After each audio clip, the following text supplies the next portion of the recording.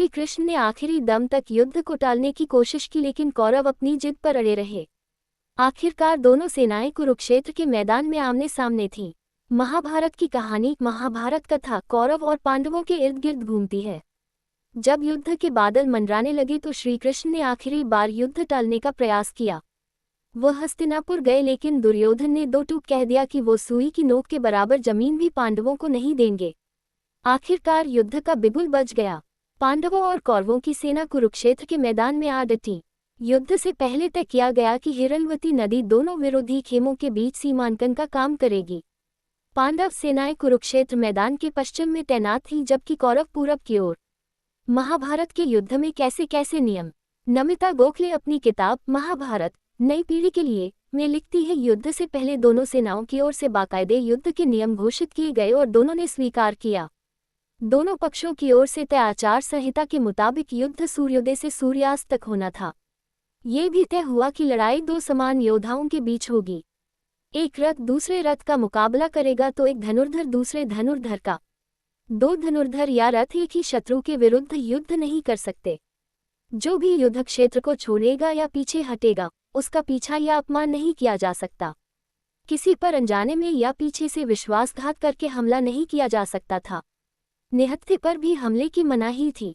साथ ही सेवकों पर भी हमले की पाबंदी लगाई गई थी। संकुल युद्ध या एकल युद्ध के नियम पैदल सैनिकों और अक्षौहिणियों के सिपाहियों पर भी लागू थे। युद्ध के इन नियमों का हर समय कड़ाई से पालन किया जाना था, क्योंकि युद्ध एक सामरिक सम्मान का मामला था। लड़ाई से पहले युधिष्ठिर ने क्या किया। लड़ाई से ठीक पहले युधिष्ठिर कुरुक्षेत्र के मैदान में बीचों बीच खड़े हो गए। उन्होंने 100 कौरव भाइयों को संबोधित करते हुए कहा, यदि आप में से कोई धर्म के पक्ष में आना चाहता है तो आ सकता है।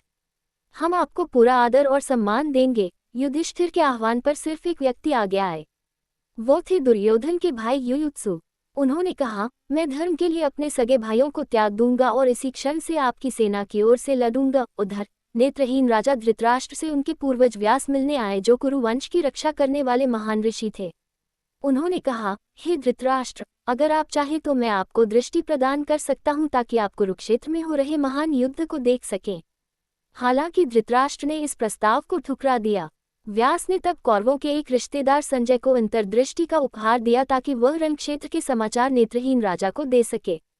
औपचारिक रूप से युद्ध शुरू होने से पहले कुरुक्षेत्र का मैदान भयंकर सिंहनाद से गूंज उठा। तुरही, नरसिंघे, नगाड़े और शंखों की हुंकार हवा में गूंज उठी। गदाओं की गड़गड़ाहट, हवा में उड़ने वाले बाणों की तीखी आवाज, इस्पात से इस्पात की तेज टक्कर, ये सभी तैयारी के स्वर थी, क्योंकि सैनिक अंतिम रूप से अपने अस्त्रों शस्त्रों का परीक्षण कर रहे थे। कुरुक्षेत्र में अचानक सन्नाटा छा गया जब युधिष्ठिर ने अपना कवच उतारा और अपने शस्त्रों को सावधानी से भूमि पर रख दिया। वह निहत्थे ही अपने परदादा भीष्म और अपने शिक्षकों द्रोणाचार्य और कृपाचार्य और चाचा शल्य सहित अन्य वरिष्ठों के पास गए और युद्ध शुरू करने की अनुमति मांगी। भीष्म ने युधिष्ठिर को आशीर्वाद दिया और कहा, युद्ध तय है और हमें लड़ना चाहिए। फिर भी तुम धर्म के मार्ग पर चले हो और तुम्हारी नैतिक विजय पहले ही हो चुकी है। इतना कहकर उन्होंने अपनी आंखों से आंसू पोंछे और कुरुक्षेत्र युद्ध के लिए तैयार हो गया।